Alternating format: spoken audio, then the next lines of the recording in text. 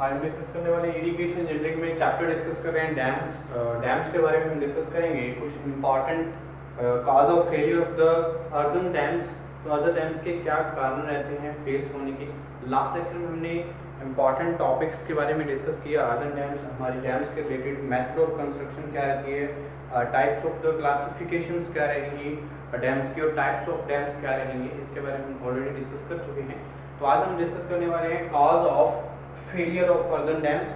तो हमारे जो क्या कारण है, क्योंकि एक अर्दन डैम्स एक लेस रिजिड होने की वजह से इसमें जो फेलियर है, ये फेलियर टू जो सस्टेनेबल रहता है हमारा जो अर्दन डैम्स रहते हैं फेलियर के, बहुत सारी जो इम्प्रॉपर डिज़ाइनिंग, कंस्ट्रक्शन और मेंटेनेंस की वजह से, इम्प्रॉपर मेंटेनेंस की वजह से क्या है, हम अर्दन डैम्स फेल हो सकते हैं। तो किस कारण से फेल होते हैं इसके बारे में वन बाय वन डिस्कस करेंगे। तो सबसे पहले हम बात करते हैं cause of failure of earthen dams में।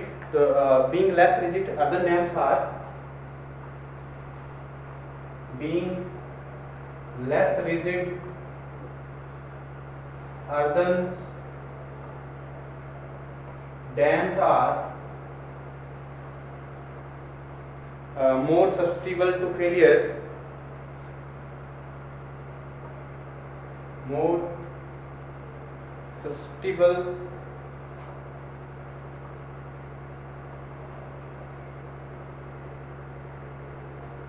फेलियर, फेल होने के कारण जो हमारे like other engineering structure,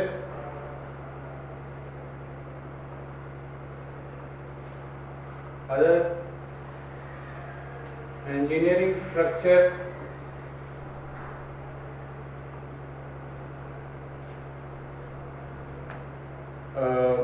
the earthen dams may fail,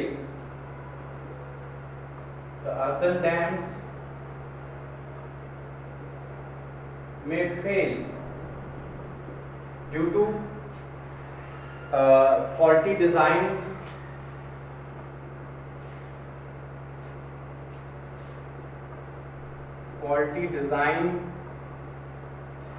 construction and improper maintenance, improper construction and improper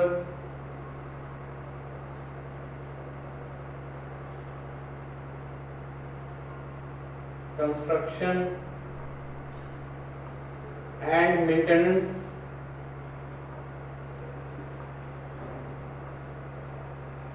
etc। तो इस कारण से क्या होता है, जो अर्दन डैम्स है वो जल्दी फेल हो जाते हैं। कुछ इम्पॉर्टेंट काज हैं। तो the various cause of the failure of the earthen dams may be classified into hydraulic failure, seepage failure, structural failure. तो हम तीन तरह से हम क्या करते हैं, क्लासिफाई करते हैं फेलियर्स को। तो बात करते हैं जो cause of failure, the various cause of failure of, the various causes of failure of earthen dams। earthen dams के कारण जो फेल होने के कारण बहुत सारे रहते हैं, हम क्लासिफाई करते हैं। सबसे पहले हाइड्रोलिक फेलियर,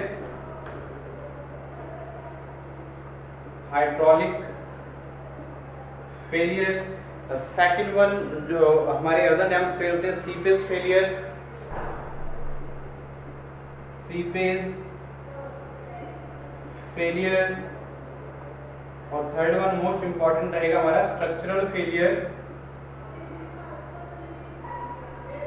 स्ट्रक्चरल फेलियर। तो तीन तरह से most important causes of the failure of the earthen dams we classified into the hydraulic failure, seepage failure and structural failure. ठीक है जी। तो वन बाय वन डिस्कस करेंगे हमारे जो हाइड्रोलिक फेलियर के किस कारण से हाइड्रोलिक फेलियर होती हैं, हमारे जो अर्दन डैम्स हैं फेल होते हैं। तो सबसे पहले मैं बात करता हूँ हाइड्रोलिक फेलियर्स की। तो हाइड्रोलिक फेलियर्स क्या होती हैं और हमारे जो इम्पॉर्टेंट हाइड्रोलिक फेलियर होने के कारण क्या रहेंगे, जैसे ओवरलैपिंग होती है, वाटर की ओवरलैपिंग होती है, इम्प्रॉपर फ्री बोर्ड की डिजाइनिंग होती है। ठीक है जी। तो इनकी वजह से क्या ओवरलैपिंग होती है वाटर की, तो उसकी वजह से क्या होता है, अर्दन डैम्स जो है फेल हो सकते हैं। तो सबसे पहले मोस्ट इंपॉर्टेंट बात करेंगे failure, hydraulic failure. Hydraulic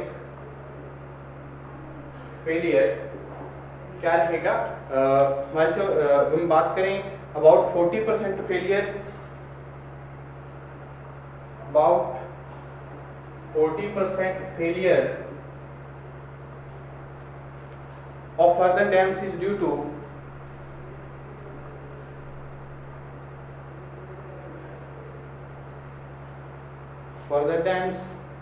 to this reason only.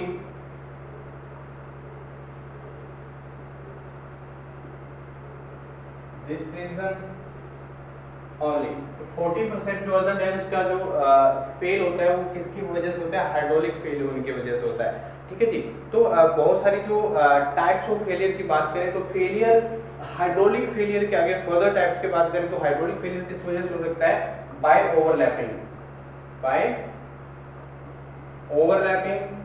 तो ओवरलैपिंग कब अकर्ड होती है ऑन द अर्दन डैम्स, और जो हाइड्रोलिक फेलियर अकर्ड होती हैं तो हमारी जो when free board of the dam and the capacity of the spillway is insufficient. जब जो अदर डैम्स फ्री बोर्ड हैं या कैपेसिटी है जो डैम्स की वो क्या है, इनसफिशिएंट है, तो क्या होगा, वाटर जो क्या करेगा, पास करेगा ओवर द डैम्स, तो उसकी वजह से क्या होगा, जो हाइड्रोलिक फेलियर होंगे। ठीक है जी। तो क्या आएगा, when free board of dam, free board of dam or the capacity of the spillway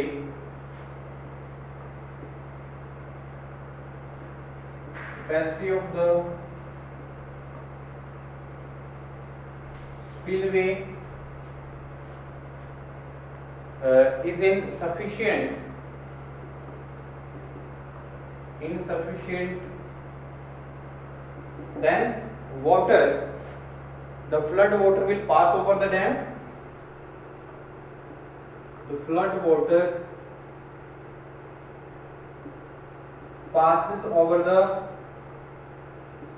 dam, dam से पास कर जाएगा जो हमारे जो वाटर रहेगा, फ्लड वाटर रहेगा, and will fill it, and will fit it when the flood design is underestimated,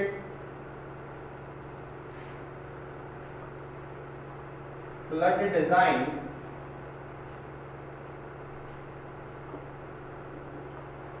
under estimated, or the spillway gates estimated, or the spillway gates are not properly, the spillway gates are not properly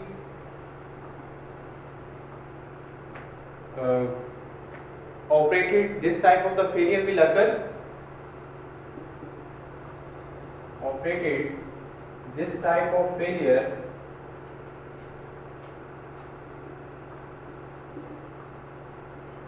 will occur।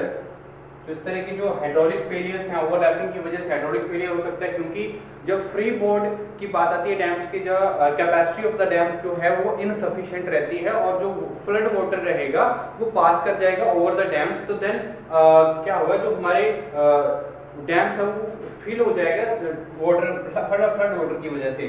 तो जब हमारे when the flood design under estimated और spillway gets क्या है, properly work out नहीं कर रहे हैं, जो ऑपरेट नहीं हो रहे, तो उसकी वजह से होगा क्या है, हमारा जो फ्लड वाटर है पासिस कर जाएगा हमारे ओवर द डैम, तो उसकी वजह से क्या हाइड्रोलिक फेलियर्स आएंगे। ठीक है। तो ये फेल्स जो हम ड्यू टू द ओवरलैपिंग, यानी कि अगर डैम्स की अगर मैं बात करूँ, ये मान लीजिए ग्राउंड सरफेस है हमारा, ये कोई डैम्स है, ये मैंने कुछ इस तरह से कंस्ट्रक्शन की है डैम्स को शो करने के लिए। ठीक है जी, ये हमारा डैम्स रहते हैं। ठीक है जी। तो ये हमारा बॉडी ऑफ द डैम रहेगा। ठीक है। और हम मान लीजिए ये हमारा फुल सप्लाई लेवल है, जब हम बोल सकते हैं फुल वाटर लेवल। ठीक है। और ये डैम्स में हमारे जो डाउन स्ट्रीम साइड है, डाउन स्ट्रीम साइड को कुछ इस तरह से मैं क्या कर देता हूँ, ये फील होगा कुछ इस तरह से। ठीक है जी। तो जो ये हमारी अपस्ट्रीम साइड है, तो ये हमारी क्या है, डाउन स्ट्रीम साइड है। ठीक है। और जब फेल होगा, फेल किस तरह से होगा, ये हमारा जो डैम्स हैं, अदर डैम्स हैं, तो फेलियर जो होगा तो इस तरह से अकट हो सकते हैं, इस तरह से कोलैप्स कर सकता है ये हमारा dam due to the hydraulic failure. ठीक है जी, तो इस तरह से हम इसको शो कर सकते हैं। ओके, तो हमारा body of the dam after failure,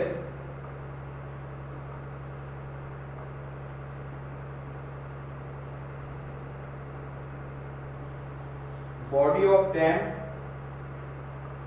after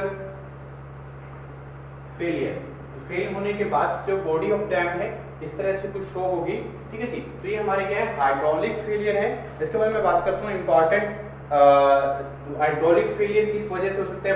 हम वेरी फर्स्ट हमने डिस्कस किया बाय ओवरलैपिंग, तो ओवरलैपिंग किस वजह से हो सकती है, जब फ्री बोर्ड और जो कैपेसिटी है डैम की वो इनसफिशिएंट रहती है, और जो फ्लड वाटर है डैम्स के ओवर क्या करेगा, डिस्चार्ज चलेगा, तो इसकी वजह से क्या होगा, जो हमारे ओवरलैपिंग की वजह से हाइड्रोलिक फेलियर हो सकता है। तो नेक्स्ट अगर इंपॉर्टेंट बात हम डिस्कस करने वाले हैं, तो नेक्स्ट किस वजह से हाइड्रोलिक फेलियर हो सकता है, इरोजन की वजह से। ठीक है जी, तो इरोजन होगा तो इसकी वजह से होगा, तो erosion of the downstream top, erosion of the downstream top. ठीक है जी, तो डाउनस्ट्रीम टॉप के इरोजन की वजह से भी क्या हो सकता है, हाइड्रोलिक फेलियर हो सकते हैं। तो यानी कि the top of the dam at downstream side, the top failure of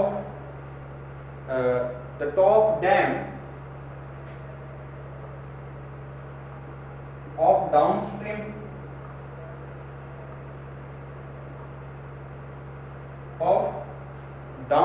side may be eroded,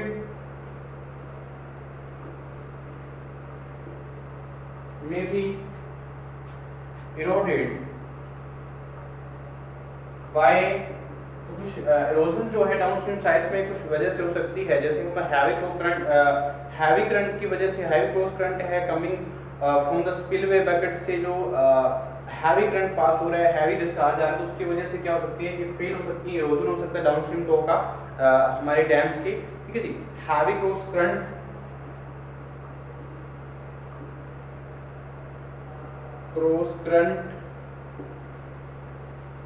coming from spill bucket,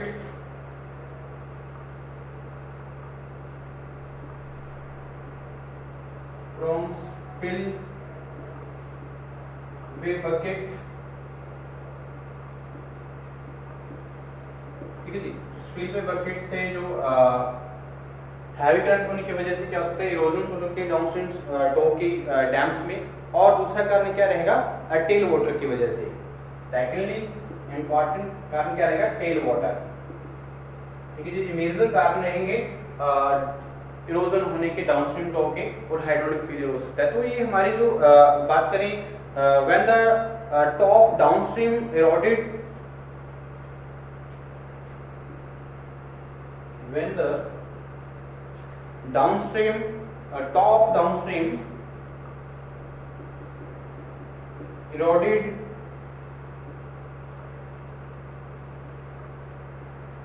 जब डाउनस्ट्रीम टॉप डाउनस्ट्रीम डैम्स की जो टॉप है उसको इरोडेड होते तो क्या करेगा, it will leads to the failure of the dam, it will leads to the failure of dam, dams के फेलियर्स का कारण बनती हैं। ठीक है जी, और this can be avoided by providing a, this can be avoiding by providing a downstream slope, by providing a downstream slope, downstream slope को प्रोवाइड करके हम क्या कर सकते हैं, इस तरह की प्रॉब्लम्स को सॉल्व कर सकते हैं। ठीक है जी, स्लोप पिचिंग और RepRap pitching and or a rip wrap तो रिट्रैप और जो स्लो पिचिंग्स है डाउनस्ट्रीम साइड में वो प्रोवाइड कर सकते हैं आपको ये हाइट अबव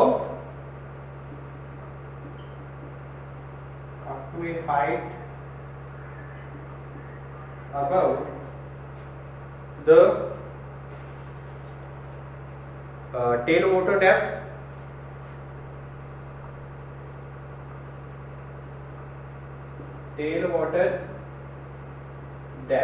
तो टेल वाटर डेप्थ से अबव क्या रखेंगे, हाइट रख सकते हैं। रिप ट्रैप्स की या जो डाउनस्ट्रीम स्लो पिचिंग्स हैं ये प्रोवाइड करके हम कर सकते हैं इस प्रॉब्लम्स को सॉल्व कर सकते हैं। ठीक है जी, तो ये मेजर कारण रहते हैं हाइड्रोलिक फेलियर के। उसके बाद में cracking due the frost action एक कारण रहता है, क्रैकिंग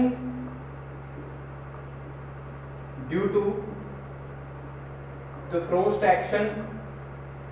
तो फ्रोस्ट एक्शन की वजह से भी क्या हो सकता है, एक हाइड्रोलिक फेलियर आ सकते हैं अर्दन डैम्स में, क्रैकिंग्स आ जाएगी। तो ये जो फ्रोस्ट एक्शंस है यानी कि दिस टाइप ऑफ फेलियर में अगर in the situation where frost acts in the dams. ठीक है जी, तो जब फ्रोस्ट एक्ट करती हैं ऑन द डैम्स तब क्या कर सकते हैं, इस तरह के जो फेलियर, इस तरह के जो कारण है, रीजन है वो हो सकते हैं हाइड्रोलिक फेलियर के। ठीक है जी, तो क्योंकि अगर मैं बात करूं हीविंग और हीविंग की, अगर फ्रोस्ट एक्शन होता है, फ्रोस्ट रिएक्शन होती है, कुछ टाइम पे हमारे जो वाटर है हमारे डैम्स में, डैम्स के वॉइड्स में, सोइल के वॉइड्स में प्रेजेंट रहते हैं, तो उसके टेम्परेचर चेंजेस की होने की वजह से या टेम्परेचर डाउन होने की वजह से क्या होगा, जो आइस की जो आइस जो है वो अकल होगी, उसकी वजह से वॉल्यूम में चेंजेस आएंगे। तो वॉल्यूम चेंजेस होंगे तो हीविंग होगी, तो हीविंग की वजह से क्या होगा, क्रैक्स आएंगे। तो क्रैक्स की वजह से क्या हो सकता है, हमारा जो फेलियर है वो कट हो सकता है इन द डैम्स। ठीक है जी, तो ये कारण एडिशनल फ्री बोट है अगर हम प्रोवाइड कर सकते हैं। ठीक है जी, तो इसके अगेंस्ट जो हमारे प्रिवेंशन जो हैं वो प्रोवाइड कर सकते हैं अगेंस्ट द फ्रोस्ट एक्शन। तो इस वजह से हम हाइड्रोलिक फेलियर को रोक सकते हैं। और इंपॉर्टेंट कारण रहते हैं, नेक्स्ट अगर मैं बात करूं इंपॉर्टेंट कारण रहते हैं हाइड्रोलिक फेलियर की, erosion of the upstream face. Upstream face की भी क्या होती है, इरोजन हो सकती है, erosion of the upstream face. तो अपस्ट्रीम फेस की इरोजन की वजह से भी क्या हो सकते हैं, हाइड्रोलिक फेलियर हो सकते हैं।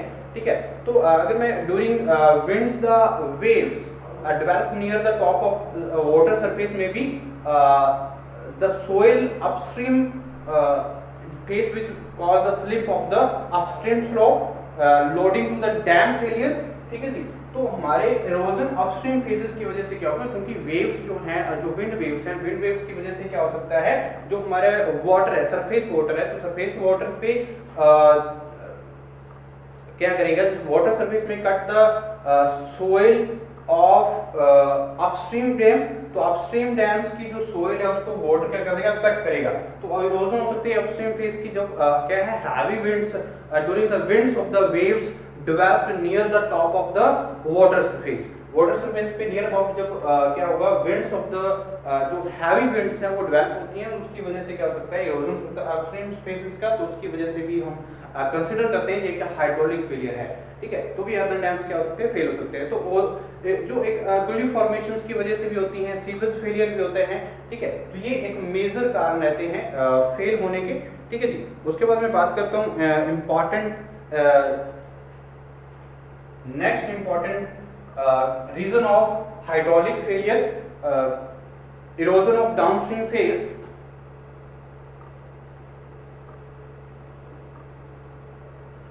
downstream phase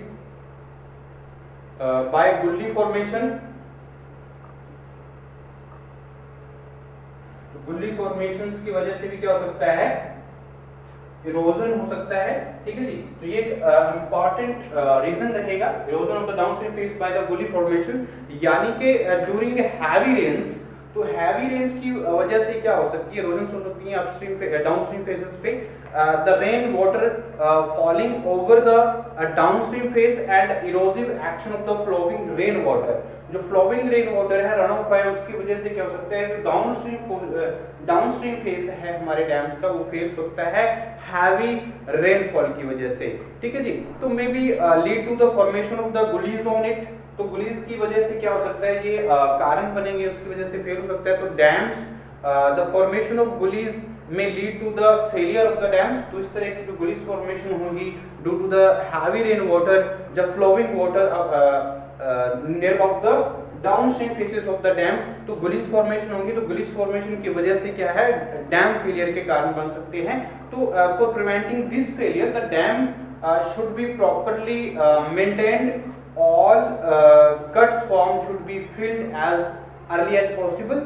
तो हमारे जो जितने भी कट्स आते हैं उसको टाइमली या इंस्पेक्शन के थ्रू हम क्या कर सकते हैं, इसको जो गुली फॉर्मेशंस हैं उनको टाइमली क्या करना है, जो कट फॉर्म्ड हुए हैं उनको फिल्ड करना है एज अर्ली एज पॉसिबल। ठीक है जी। तो इस तरह से हम क्या कर सकते हैं, प्रोवाइड कर सकते हैं इस फेलियर से। ठीक है जी, टू द डैम्स। और उसके बाद मैं बात करूं इंपॉर्टेंट, अगर जो हमारे स्लोप है, अगर ground of the जो ground should be ground on the slope and by providing berms at a suitable height।